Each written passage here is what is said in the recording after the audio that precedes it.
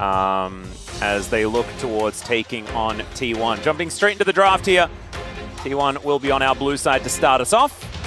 And Cassante will be banned away from Dundun. An honest matchup towards the top side of the map. Isn't that pretty? Yeah, I'm very grateful. I love how 14.3, has anything changed? Cassante, nope. Still incredibly strong. Honestly, I feel like from what we've seen of challenges and other regions, draft priorities haven't changed massively on the new patch. Which is a bit of a shame, because I'd like people to stop picking Lucian.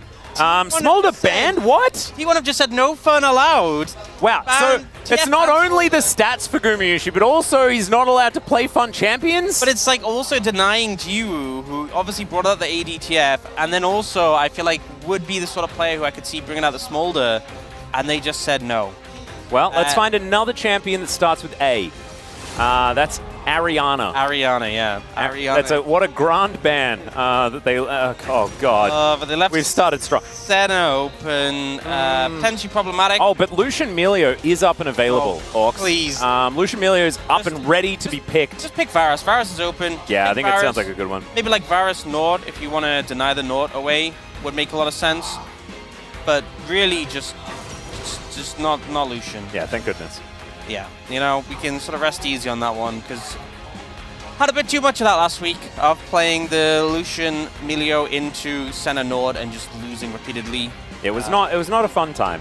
I'd actually recommend locking in the Varus as well, just so that T1 can't do any funny business where they actually just take it as alright. That's not a Varus. It's not a Varus, but you know, ult cooldown and some base AD, and that means Zeri is the best champion in the game once again. And this is her original lane partner, the very first one that we saw alongside Zeri when she debuted. Shiv also being cheap helps a lot. It makes me wonder what T1 are going to bring out to pair up into this. Lee Sin, obviously. Lee Sin bot lane would be very fun, but this is probably going to Oner. Keria hasn't had his Lee Sin game yet. Oh, true, yeah. Maybe this is the moment. Ooh. The Hui coming out. So this could be going to Faker. Of course, it has been very popular. I feel like every pick, but just like, well, this could be Keria. Yeah. It probably, you know, we don't know. It probably not, but it could be. We're not going to say where anything is going until it's the very end. Unless, like, if Aatrox was able to be locked in, I think that's definitely going to Zeus, but that's, like, the only thing. Yeah, that's what they want us to think. Yeah, well, true. Yeah, the Hui in Senna already means you have such a long-range composition into the side of Nongshim, and obviously Zeri pretty short range in comparison. Ooh, like this. See the Tlia come out. Again, it did get those buffs, but in terms of range, you're really going to struggle to reach this Hui and Senna. So for the next rotation of picks, Nongshim really need a jungle that's going to help them close the distance. Lee Sin in a pinch can kind of kick people away and create space. So I said that I like the Talia. I like it because I think it's very strong on this patch. Yeah. But that was, in my mind, I thought the Keria was playing both Lee Sin and Hui at the same time. He could. And the Hui is likely to be in the mid lane, which is not exactly the most fun for the Talia. You can't really abuse any dashes when Hui's just sort of wandering around painting things. I feel like that game from Bulldog kind of started to show us the potential of Hui, especially when it came through. I think the champion is actually pretty obnoxious once you get to a certain point. You're just able to spam abilities at such a range, such a rate, very difficult to deal with. And bans starting to come through.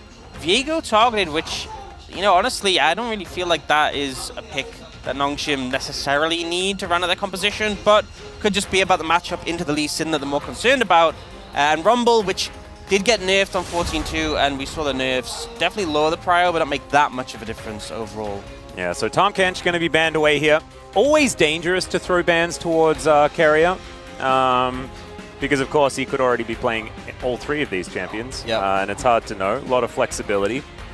But still, we just wanted to get rid of two of the most popular center bottom lanes, which is the Tahm Kench and the Nautilus. Pick one away, ban the other, and that should be able to work out. The Maokai is still up and available unless Sylvie decides to lock it in here, and that would be the top 3 center lanes taken away, right?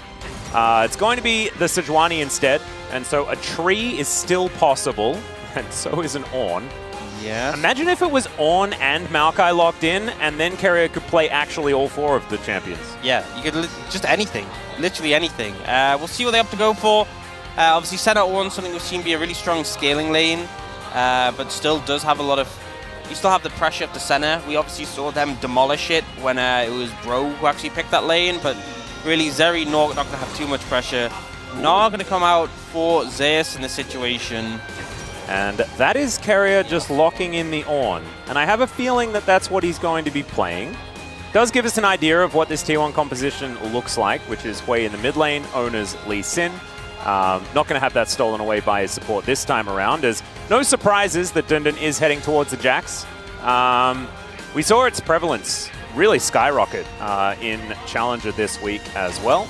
And so Dundun, of course, very happy to be on his Jax. We'll be locking that one in, but not exactly the easiest matchup, especially into Zeus' Gnar. Of course, the champion that he debuted on. He's played extraordinarily well his entire career. This is going to be a roughie, I could imagine, unless Dundun manages to get the upper hand. Well, I think a big thing is the backup from the Sejuani. You know, if you can jump on top of the mini Gnar and quickly stack up the passive, you can definitely punish in that 2v2. But, you know, I feel like Nongshim have some decent engage options, but their composition really needs to close the distance. If you end up having T1 set up in position, they're going to have so much poke, so much range, a lot of disruption between like the Gnar, the Lee, and the Ornn. And if you don't close the gap, you're just going to lose every setup. So yeah, definitely important that they find angles in team fights to get on top of this backline. And also goes without saying that an early lead would do a lot of favors. If this composition does play extraordinarily fast and loose and finds these engages, though, they do have a whole lot of tools in playing forward, right? Yeah. Going after things like a Nautilus or a Sejuani, both of them with non-committal engage options. And then the follow-up with the Jax, and then Zeri to clean everything up. I think that there is a possibility, compositionally, for them to take this. Whereas T1, they have, I mean, just so much longevity and range, and if they can keep Nongshim at arm's length, then they're just going to all die. It's going to be really, really rough. Let's jump into the Rift here for game number 1.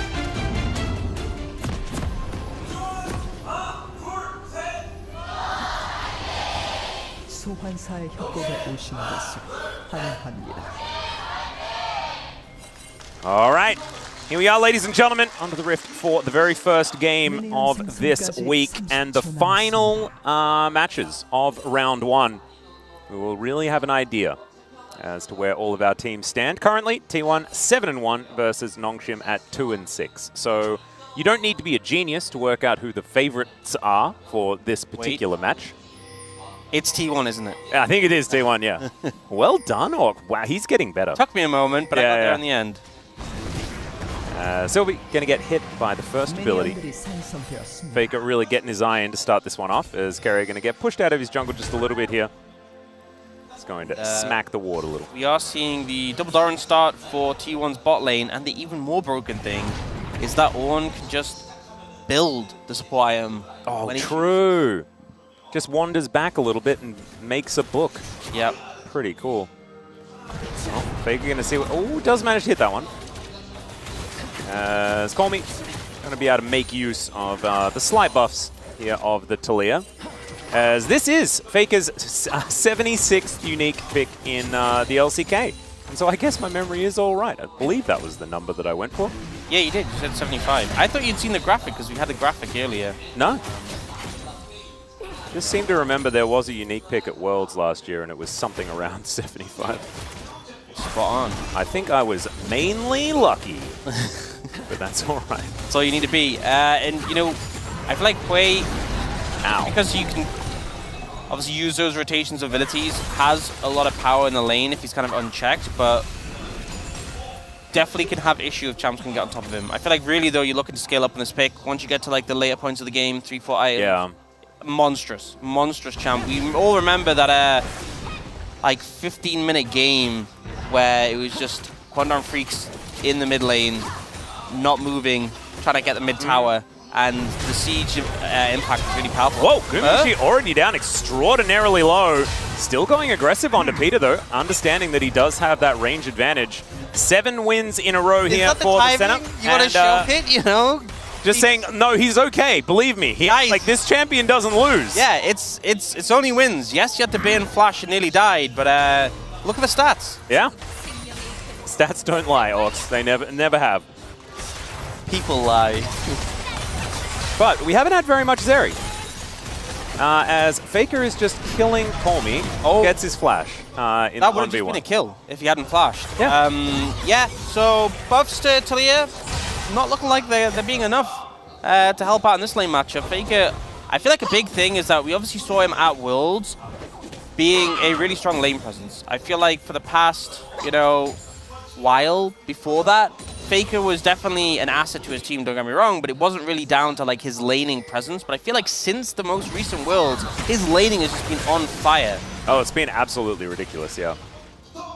And it's continuing to do so, as both mid laners going to be teleporting back, and Colmy now without his flash. Oner getting a bit frustrating here, as Sylvie is the one to lock down the Rift Scuttler, nailed it. Dundun with some control of the wave up here, as you can see, pushing it into Zeus, who's going to have a decently stacked wave heading towards that turret. We'll see whether that means anything for a bit of a trip up there for Oner. Yeah, went to 12 HP, the Scuttle there, I believe, so close, but not quite able to get it. And you can see Nongshim set on the map, so it looks like Oner might want to look towards that boss side Scuttle. So maybe concerned about being contested on it. Faker is just pressing Q a bunch of times at Colmy, and Colmy's losing a bunch of his health bar. That's what I'm seeing in this lane, basically over and over again. That's kind of what Wei does, just in general. Yeah, just QQs. As he's going to get flung back towards Colmy here, as now Oner finding Peter. Nice little hook there as the Permafrost is available. Sylvie going to flash on over as Oner has to flash his way out. They do invest the control ward here, but taking control of this bot side river, as Keria and Gumayusi are going to be pushing up into Jiwoo, who looks just fine underneath his turret right now. Nice play so far here for Nongshim. As Sylvie's coming down, Gumayusi could be in trouble. He tries to slink into the mist, but Sylvie's coming down. Let's see whether they can actually get on top of him. They dodge the snare, and Jiwoo, he's in range. Piercing Darkness comes down. That's the safeguard. Gumayusi's still alive. Oner as well. He's going to get hooked, and first blood goes to the Zeri. Bit of a disaster to start this one off towards the bottom side for T1, but Gumayusi does stay alive. I don't think Nongshim are really picky in that situation. Yes, they wanted to get Guma, but the peel comes in and they just end up getting Oner instead. I think they'll take that in this situation. It's especially good because Keria was beating Jiwoo in farm, so certainly good news as Peter going to find the hook. Good bellows breath there from Keria to absorb the CC. Yeah, you can see Peter try to go for the auto minion. Okay, that's a gnar into the wall, but there is a turret that's still getting aggressive onto Zeus. Throws some houses around, and Dundun is going to have to leave. Still, not going to be bullied here, as you can see. Good old Dundun. Yeah, and I feel like in the bot lane... Oh dear. Some more. If they can find Gumayusi here, he could just be dead. Hex Splash is going to come forward. Peter just looking to try and start this one off with an auto attack as Guma going to get lit on fire and Jiwoo just dashing around. That's the kill. And two of them onto this bottom lane, and now Colmy's going to turn up, but the Ornn's able to get a kill back onto Peter. Threaded volley just not quite in the right position as Nongshim will start up the Drake as well. And honestly, if Colmy hadn't come in, I feel like maybe Keria could have turned that one around, but the backups there, using the Talia's presence on the map really effectively. I'm going to get a replay of this play. Flash is in, and Keria actually does a decent job of blocking, but with no flash, Guma is just very overextended. Nice dodge there from Sylvie, and Jiwoo is just constantly doing damage. Lethal tempo stacked up. Oner was low for the previous play, and so he comes in to save his AD carry, but ends up going down in return. This is like the best Peter has played all season, by the way. He is just hitting these hooks. And we're going to see in live, Sylvie's dead. Faker is definitely having a good time. Yeah, that's Faker. He's been around for a while. Yeah, not sure how that... Sure, we got a replay to see how that situation arose, but not ideal for Hui to have this much, because we already saw him have a lot of lane pressure against Colmy. For him to also be getting a solo kill like that, not a good omen for Nongshim. No. But they still have that 3-0 Zeri. They do. And 3-0 is definitely getting towards certification territory. Thankfully, we do have Wolf standing alongside. He can let us know whether this is, in fact, certification. As Oner is going to turn up, Dundun could be in trouble here. He is going to manage to flash, but it's not really going to work out. As a Hyper Proc going to be enough to do it there. As Zeus, he had Mega Gnar prepared as well. So that is a nice little kill towards that top side to give this Gnar as much advantage as possible. Yeah, you can see Dundun tried what he could to create as much space as possible. But, aha, just caught back and speeds himself up. Flash ult. Cool guys, don't look at explosions. Yeah. Knew the damage, able to get it down, and here Dundun really tries everything he can to create the distance. Even ensures that Oner kicks him towards the wall, but the damage is too big. Ends up going down. This Jack's not very tanky yet. And enough CC there as well. Just get that little mini stun into the wall. Allows a little bit of extra damage to go down. And so Dundun, without Counter-Strike, of course, just not going to be able to survive. As Oner down here towards the bottom lane once again. Seismic Shove just barely missing onto Faker here. Yep, and part of the concern right now is the fact that both T1 solo laners are ahead. And on top of that, yes, the bot lane is obviously dealing with a 3-0 Zeri, which isn't ideal, but the center Ornn just scales so well that I don't think they're too concerned now. But all in all, Longshin been doing pretty solidly. Okay, ulti is going to miss there from Faker, but if it had have hit, Tommy may have just been dead. Yeah. A lot of damage available even this early for the Hui, so got to be really cautious in these situations. Zeus turning Mega one more time. Looking forward to seeing what these team fights are going to look like as these two top laners head towards their first items. As Weaver's Wall comes in. All right, here's Peter, here's Jiwoo, and they decide they want to get some money from Faker. Peter might die, and he will. So Faker able to trade 1-for-1 here underneath his turret when all of the goons turned up. Yeah, and it is the Zeri who gets the kill, so definitely who Longshin want to be picking it up, but the amount of damage that Faker didn't return there, just kind of absurd. I like the set play from Longshin. Oh, Dundun was thinking about leap striking onto Zeus there. I'm honestly shocked he didn't. That would have felt like a very Dundun move. Yeah, absolutely. Man, that really did. It felt like a 2015 Worlds play, you know, where it's like, let's just stack everyone in the mid lane and try and kill Faker. By the way, isn't that's what you're supposed to do? That's the strat. That's the plan. You can understand why they did it though, because he was definitely the pressure point on their side. As Peter gets yet another flash. He's a man possessed today. You know, I just realized that I was saying earlier how Oner can just build a support item, but they kill double support items, so it's Senna who's building the support item. Right, but he could have done it if Senna decided not to build one. Yeah, he gets to build the normal items. Yep. So you've been watching too much LEC, haven't you? Yeah. That's your issue. We don't do the farming center here. Watching LEC because the time it's on as well is like so late for us, and I'm so tired and delirious. I'm just not sure what's going on. That's what I felt. Best way to watch it. Watching the final, it was that was a fever dream. As they tried to chain CC him, but he managed to press 2 buttons before he died, and therefore almost 3 people died. Yeah, that's part of the issue I'm seeing with Longshin's composition's lack of range. If you have to get close to Hui to kill him, yeah, that can happen. And also if you have to get close to each other to do stuff, that can happen. And that's it's a little bit of a worry, because this is feeling a little bit like a deathball composition on the side of Longshin. And that's precisely what Hui really likes to deal with, especially if he doesn't need to be up close and personal. Second dragon, this game will be a Cloud. We have got a couple of the less pivotal dragons out of the way as far as souls are concerned, as most people would say. I'd personally say that Cloud Soul is the strongest. Cloud Soul with Zeri? Yeah, exactly. I'm often overruled, though. I do also really like Cloud Rift, because running fast is fun. But we have to admit, okay, let's be honest, the current best Rift now is Infernal. That's true. The Cinders are very... And also that gives you a bit of a taste of Cloud Soul as well, which I'm okay with. His movement speed is just the greatest. I genuinely think they could have... Oh, well, it's Ocean. But I genuinely think they could have just given the Cinders nothing. There's no stats on them. And there's just a little speed boost. And I guarantee people still would have collected them. They would still zoom around the map picking them up. Oh, yeah, 100%.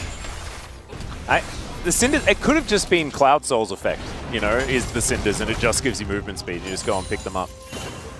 It'd kind of be like you were a disciplined priest in World of Warcraft in that patch where you'd be able to pick up the little feathers and you'd run fast. Yep. I don't even remember which expansion that was. I think it might have been Cataclysm. Can't remember. But it was a lot of fun.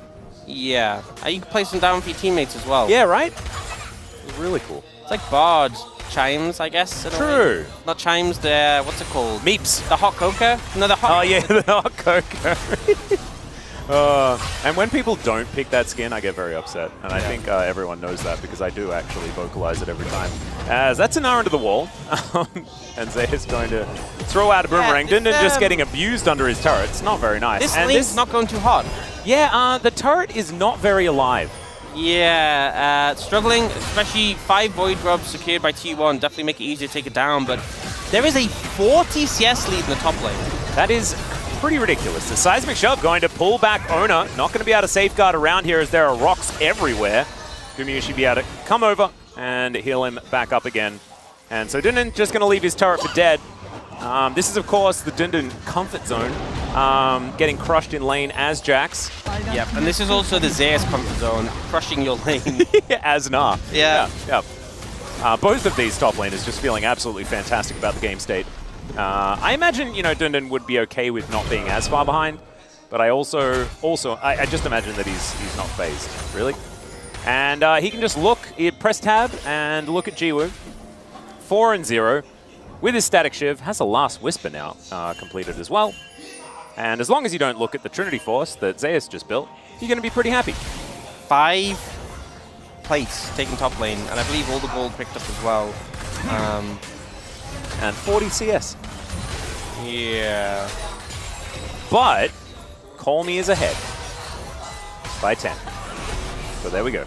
He's shoving a massive wave into Faker though, so he's going to be able to mitigate some of that advantage as Rift Herald going to be considered now. I don't think there's going to be too much of a contest here on the side of T1. Just going to let this one go over. A lot of vision control here for Nongshim, as they are aware of it. As you can see, there is a ward in the pit. T1 just not interested, yeah.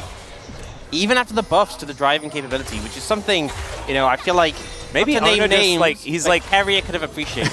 Absolutely. Although I did like his around the world that he went for. As all right, Oner going to get the mini stun into the wall here onto Call Me, who flashes immediately. Oh. Good seismic shove, and Oner is just taken down. Call Me outplays it beautifully. And now Faker, he's going to have to run as fast as he can, but the Weaver's Wall is going to come through, gets the flash, and Call Me has just ticked to online mode. Absolutely on fire, completely outplays Oner there, and then even gets the flash from Faker as well. Might be looking for more. Yeah, and this is the Bloodthirsty Peter. He turns around, never mind. Not the Bloodthirsty Peter, it's different Peter. He's just sending a message. He is. Wandering in to say hi, and then we'll leave. Yep. But he just, congratulations on 900 games, bye-bye. I think that's what he did. I think Oner honestly just felt like he'd go for that play, real slick, just slide in, get the combo, but Call Me ready, great use of the flash as well, and now, you know, as much as we talked about T1 having a long range advantage, I feel like if Nongshim really start to get power in the carries, obviously the Jax is a bit of a lost cause at this point, but the Taliyah and Zeri are going to be major threats. All right, Jiwoo just trying to scout out where people are. I think that was actually a huge turning point. I think you're exactly right. I think this, we may have a game. I can see it. It's on my hands somewhere. And Nongshim, they're going to have to keep the momentum moving forward, and they are still down by about 2,000 gold. Yeah, I'm looking into that top side of the map as far as that issue. Well, you see, He just picked up his Triforce, and so that now means he's... Oh, no, Zeus. All right, there's a hook onto Keria, but Keria doesn't seem too bothered by it. Still going to have to flash to get himself out of the way, as that control ward will be the only prize that Nongshim are able to pick up outside of the Summoner spell. A lot of Summoners being bait now. No flash on Faker, no flash on Keria. Definitely sets up for a potential play here. And it is Ocean Soul, so it's not the most fun as far as souls are concerned. Nice little snare, but good buffer, as Peter avoids some of Faker's damage. But T1 will gain some control of the river here, as there's the Weaver's Wall. Peter misses the hook, but it's still so much damage as everyone is just running over the rocks. But this fight is so broken up that Na able to grab one kill. Good fear from Faker as well, as he tries to keep himself alive, but the flash from Dindin is going to be there. But it's Oner that's taking matters into his own hands. Jiwoo gonna get Q'd to the face, and it's a triple kill for this man's Lee Sin. And Zeus is looking to hunt down his lane nemesis. Not going to be able to find the house there, but T1, they will find the dragon. And it feels like the engage from Nongshim, the concept was pretty cool. Try to cut them off with the wall, but the execution wasn't quite there, and T1 refocused first, and Zeus just kind of came in. He is so strong right now. We can see they're attempting to cut off T1 here, but unfortunately the Q from Peter doesn't connect. Cormy doesn't actually catch Gumayusi on the side, and if you look, the 3-man knockup from Keria also being hit by a lot of AoE damage from Faker, and Zeus just completely pummels the backline with the help of Oner. And while this was happening, Dunder was getting some work done, but it just wasn't enough in comparison. This Gnar is so much stronger than the Jax. Yeah, this is one of those things where it's like you press tab and you're like, oh, that was what was happening top lane. Oh, dear. That's not really what you want to see. 50 CS in the lead, and now 2-0-2. As Faker's just going to get thrown around like a ragdoll. Not very fair. Grasp with more going to come on through, but it's not going to do anything. And so Nongshim able to get one back, and they lose just one dragon, so not end of the world, I guess, but it's 5,000 gold. How did that happen? Yeah. Where did that happen? You know that fight around Dragon? Oh, yeah. That. Oh, that, and that was 5,000 gold worth well, of they were already fight. 2,000 gold up. So 3,000, still 3,000 gold? Yeah, well, one of the things, they got the shutdown on the Zeri as well. Ah, true. And Faker just kind of caught wandering here. Not something you really do on Wei. As we said, great at a distance, but up close and personal isn't his forte. No, and Peter being able to slink in through zero vision. We'll be able to do that as we're fighting again. All right, Keria going to get permafrosted. Immediately does cleanse that one off. And now we're driving the Herald. And Peter puts it straight into the turret. Nicely done, gets a little bit of value. Oh goodness, that is not the dredge line that he was looking for. Still, the rest of his team is going to be there. Really good interrupt, so he doesn't get resonating struck. And Zeus now looking to try and move his way in here. Dawning Shadow locks down Dundun. And now Zeus, he's got the Mega Gnar up and available. Won't even need it to help lock down the kill onto Sylvie. And why do I feel like this game might be over, Ox? Yeah, because they're going towards Baron, and there's no jungle on the side of Nongshim, so I think there's a good chance it probably is there. Nongshim trying to fish for something, trying to find an angle, just not able to get enough, and then they end up overstepping. Zeus walking in just ends up being such a massive problem there. Cormy's trying to give it a go, but I don't think you have any hope here. I don't think it's happening unless there is a little bit of a blunder. And you can see Nongshim, they're just going to try and get what they can. But look at this turret, it's so incredibly healthy. There are no minions, so they're not going to be able to get too much. Yeah, and they get the cleanse, but they just end up kind of overcommitting, getting too close. Because, initially we have the Herald play, and then Peter opts to go in very dangerously. Oh. Well, Cormy is going to find a Gnar, who's just going to wander around, hops the wall, gets a flash. Okay. Going to let him live for the moment, but he may not be as generous to the turret. As Cormy gets word that Peter's on his way in. He's like, I'm not going to miss this hook. I mean, I think they need a bit more than those two. You can see Ju coming along as well. Yeah. That seems like more an appropriate number to take down this Gnar. I think they need as many as possible, as the Q is going to connect there onto Sylvie. And Oner follows him a very long way. Arctic Assault going to get him over. Yeah, go in. I reckon it's a good idea. Gets the ward over the wall. We'll know exactly what's going on. Over the base. Okay, Dundun has found a lot of friends that aren't very friendly. Oh, Colby! What a heroic play! Oh, no. Cue the Celine Dion. They honestly looked like Cormy just came flying out of the terrain. I got it! Camera angle we had just appeared out of nowhere to immediately die. Yeah. A good start for this game from Cormy. That play maybe not the one that we're looking for. That's the first time I've seen something to rival that Alistar play, though. Just walking in front of the ace in the hole. The original hero of bottom lane. Cormy doing it in the same lane, just a little bit further up. As Baron Buff's still in tow here, T1 will be able to take their first inhibitor. Might be able to find more as they push Jiwoo into the waiting arms of T1. And that's Oner that locks him down once again. Both deaths at the hands of the Lee Sin, but that one was pretty hand-delivered there by Zeus. And I don't think T1 are stopping. I think they're looking to try and finish this one off as once again Peter's going to find an unfortunate hook, but Oner is going to get into that backline. Great knock-up from Keria as well as Dundun trying to get on top of Gumayusi, and there is the permafrost to try and help this one out. And T1 will get somewhat routed here, losing Gumayusi and Oner as they go a little bit overly aggressive, so T1 going to back off for the moment. Yeah, so they managed to save the base, but still not in the greatest condition here. And yeah, I want to rewatch this. So for me, I believe the angle the wall took, because I didn't initially see the wall, it looked like he just flew out of nowhere to eat the ult and everything else. Yes. I could hear that my heart will go on the entire time. A bit of a fail flash, but now we have a flank. They're just killing Faker. That's the game plan. I think that is. And they may succeed. Permafrost not quite in range here as Sylvie is going to get slowed down momentarily. Dundun is probably going to die as Zeus is capable of ignoring everyone on the team, I guess. Maybe not Jiwoo, who does do a fair bit of work. And he's going to get flung around like a bit of a ragdoll, and there we go. So they lock down the Gnar. The Faker lives, I guess, this time around. A lot of sacrifices in this game, you know? Yes. Teammates dying for each other, trying to keep their friends alive. And now Keria's decided he wants to go top and handle Nongshim single-handedly, which kind of feels like a vibe he's had this game. Yeah, and this season as well, I think. I think that's safe to say. Getting a few upgrades starting to come out here. Does need to get one more level to give them to his friends. It's also, it's a bit of an annoying situation with, you know how obviously before, ornaments were always mythic items. Yeah, now you have to make sure that your inventory is organized, like it was originally. It's not even just that, there's also like, not every item can become a mythic. There's a new list of mythicable items, yeah. Ornamentable items. Yes. But like sometimes there's games where your team just don't have that many ornamental items, so you kind of just can't make a full set, you know, which is very sad for an Orn. No, it is not great. See if that situation arises here. I think they have a decent spread so far. If you are playing Orn in solo queue, just make sure you have a URL to a list of all of the ornamentable items. Yeah, post a PowerPoint when you get into the lobby. Yeah. That always goes well. It always goes well, and it gets you on Reddit almost every time, which is fantastic. That's the goal. You always need that. Or on Pabu's Twitter, which is also fantastic. Either of those, something certainly worth writing home. Dundun's gone for the anathemas. I don't blame him. He needs all the help. That is a true sign that lane has gone. All right. This could also be a little bit of a worry. Is Gumayusi going to get pulled back right into the open arms of Peter's anchor? Does an anchor have arms? I guess, sort of.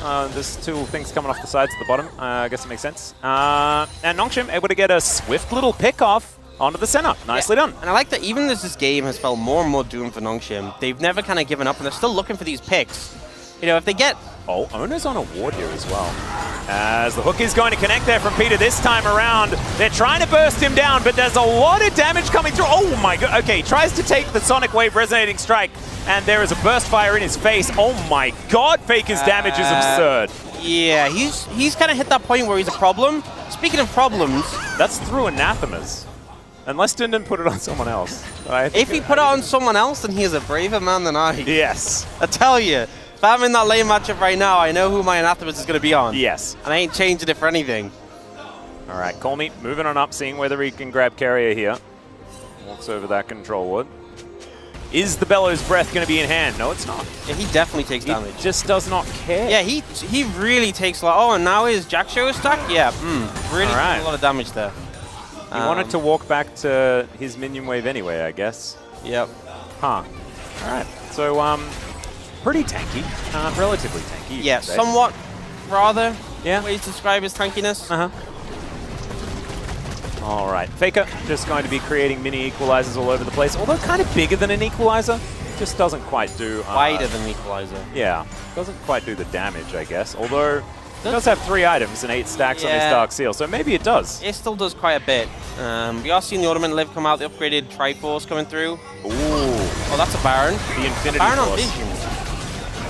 Well, that's one way to do it. Dundun is also on Vision, trying to take down this outer turret on the bottom side of the map. It looks like Nongshim are opting in for an attempted play on this as the Weaver's Wall does come down. That is Oner locking down the Baron, but can they find the team fight is the question. Oh no, Dundun dives over and delivers a bit of the ultimate to Peter, and Dundun's very much dead. Oh, Dawning Shadow, that's going to lock it down, but actually Faker had the kill in his back pocket anyway. Zeus going to be held at bay for the minute, but they got themselves the Baron. They also got themselves a kill. And now T1 are going to look to re-destroy this mid lane inhibitor. And honestly, I think Sylvie kind of misplayed a bit there. Had an opportunity to get into the pit and didn't take it, was waiting, and as a result got kicked away by Oner. So I think there was a chance to at least open up the possibility for steal, but it's still hard. It's hard to do against a Lee Sin. Hard to make the decision to go into the pit when you know T1 are very patient. Setting up Baron health, and very close one there. And this is, like, the sieging power of Ahui is just It's just really not fair. It's okay, ulti comes down onto Peter, who tries to get himself to relative safe. It's not safe. There's nothing safe about it. Wow. If you're within a screen of this way, you are dead. A screen? I think perhaps two screens? Maybe two screens. If you're on the rift and Faker's way is here, then you're dead. Get back in the fountain if you want to live. Yeah, and even then, I don't know. I don't know whether you'll be safe. As Dunan looking to try and get Zeus out of here, but that's what he's been trying to do all game, and it hasn't really been working out. They are starting a little bit of a battle. Nice grasping more there from Faker to pull them together, and these health bars are just evaporating. There goes Sylvie. That's going to be their first one. Crypt Bloom going off as the seismic shove goes completely wide. And Zeus trying to charge up the Gnar bar. He does manage to get in. There's the Gnar at the same time. And in the meantime, the Nexus just explodes.